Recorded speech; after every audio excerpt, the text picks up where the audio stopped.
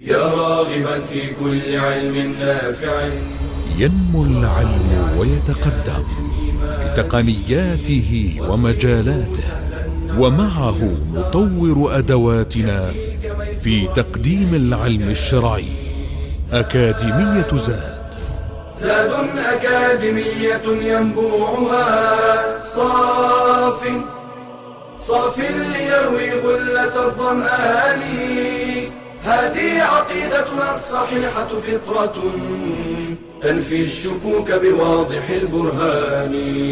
بشرى لنا زاد أكاديمية للعلم كالأزهار في البستان.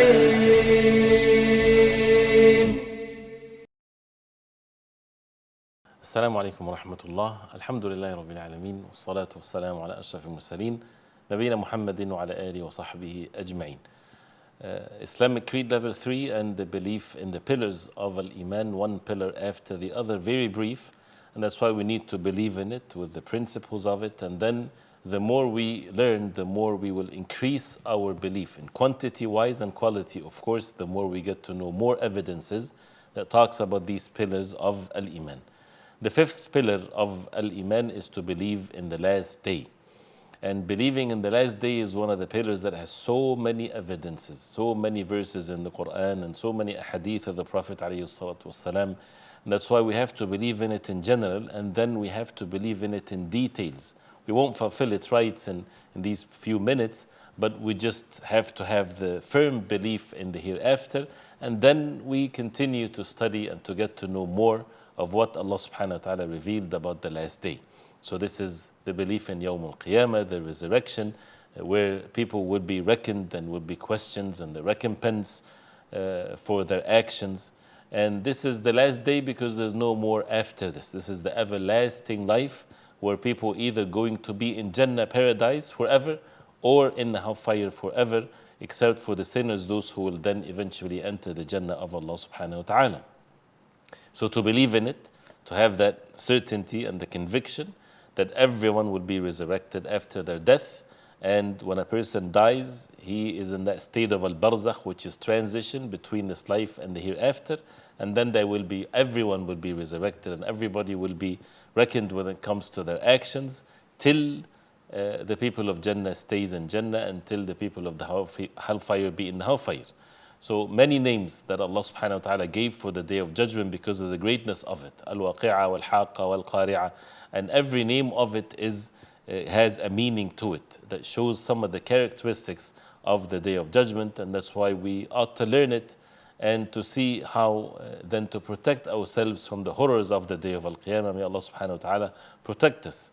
When we talk about Al-Iman bil-Yawm al-Akhir, and it's an unseen to us, what's included in it is every matter from the moment of death all the way to Jannah and the hellfire.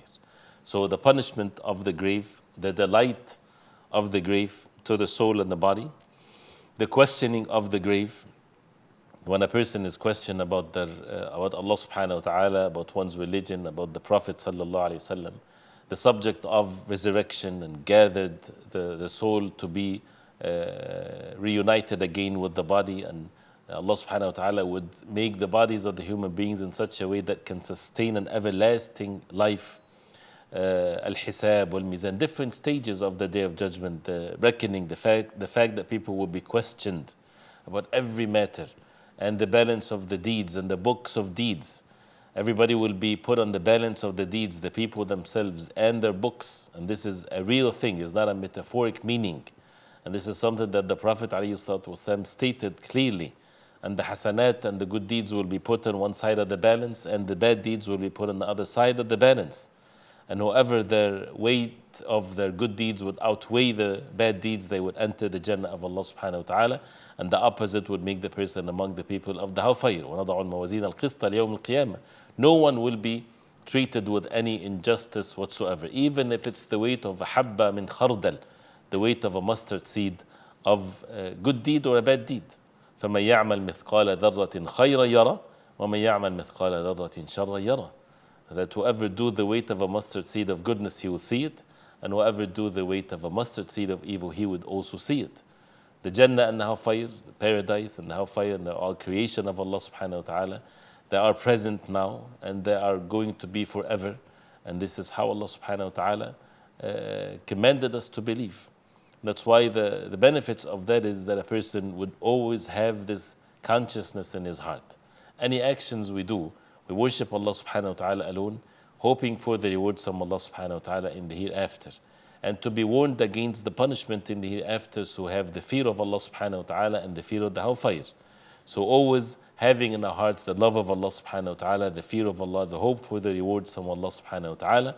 That's why the belief in the hereafter is constantly there in the hearts of the believers, to be obedient to Allah and to be steadfast upon the deen of Allah subhanahu wa ta'ala.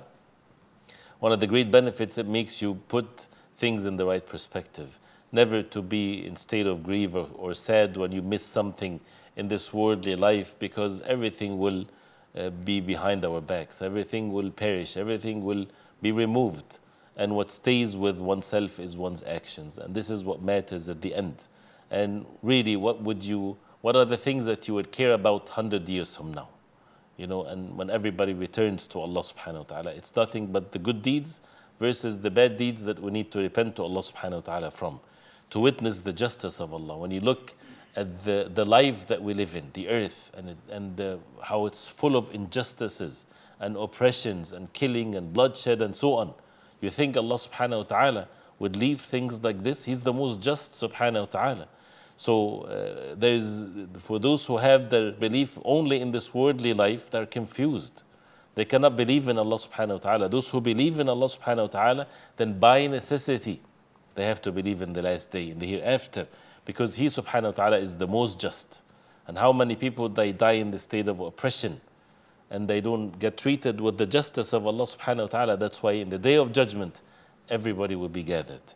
And as the Prophet ﷺ, he said that the first thing that people will be judged in the day of judgment is with regards to the bloodshed, to the extent of which, as the authentic hadith of the Prophet ﷺ said, Al-Maqtul, the one that is killed, he will come carrying his head to Allah subhanahu wa ta'ala, dragging the one that killed him, and he would say to Allah subhanahu wa ta'ala, Sal hada, ask this person, why did he kill me for? And then imagine then the punishment of Allah. And he will be commanded to take from his rewards, that he doesn't leave anything whatsoever for him. And the punishment of Allah subhanahu wa ta'ala is for those who spread such corruption and bloodshed on the face of earth. So gives this tranquility and the contentment in the hearts of the believers. And that's why the believers, they are in state of tranquility at all times. And many other benefits, of course. We ask Allah subhanahu wa ta'ala to make us among those who believe in Allah subhanahu wa ta'ala and the last day, and to live our lives accordingly. The next pillar, which is the sixth pillar of Al-Iman, is to believe in the qadr and the qada and the qadr of Allah subhanahu wa ta'ala. The predestiny, the decree that Allah subhanahu wa ta'ala decreed upon the human beings. And they both mean the same thing, what Allah subhanahu wa ta'ala decreed, and what things are actually established and manifested on the face of earth. So what Allah subhanahu wa ta'ala recorded, and there are pillars and maratib and levels of the belief in the qadr of Allah subhanahu wa ta'ala that we will discuss later inshallah ta'ala. But what does it mean to believe in the qadr of Allah subhanahu wa ta'ala, which is stated in the hadith of Jibreel alayhi salam, is that everything and every action, everything that happens on the face of earth in this universe is already been established by the knowledge of Allah subhanahu wa ta'ala and by the wisdom of Allah subhanahu wa ta'ala. Everything is recorded, everything is written. The first creation of Allah subhanahu wa ta'ala is al-qalam, is the pen, as the Prophet ﷺ said. And he was told to write, and he said what to write? He said, write what's going to be established till the day of judgment. So the details of that is the qada. So the qadr is everything that is recorded, and then al-qada is when it becomes a reality. So it's a secret. Only Allah subhanahu wa ta'ala knows it. And to understand it, to comprehend it, it's beyond our comprehension. And only Allah subhanahu wa ta'ala knows it, not even the angels. That's why al-qadr is sirrullah, is the secret of Allah subhanahu wa ta'ala, and that's why we have to believe in it. One of the pillars of al-iman. And whoever disbelieves in it, he disbelieves in Allah subhanahu wa ta'ala. كَانَ أَمْرُ اللَّهِ قَدَرًا مَقْدُورًا لِيَقْضِيَ اللَّهُ أَمْرًا كَانَ مَفْعُولًا إِنَّ كُلَّ شَيْءٍ خَلَقْنَاهُ بِقَدَرٍ. Indeed, we created everything by the qadr of Allah subhanahu wa ta'ala. And to believe in the qadr, whether it's good, whether it's bad from our perspective.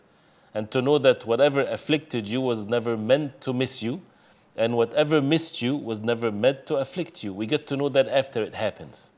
It's in the qadr of Allah whether I raise my hand or put my hand.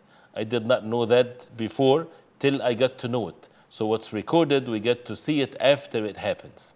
Right? So this is the qadr of Allah subhanahu wa ta'ala. But there are levels to it, pillars to it, that we have to believe in it so that we don't fall into the deviations of those who deny it, or those who, wal-'iyadhu billah, rely on this fact and they leave actions. All of that is to be distant away from, and to believe in the qadr in the proper way.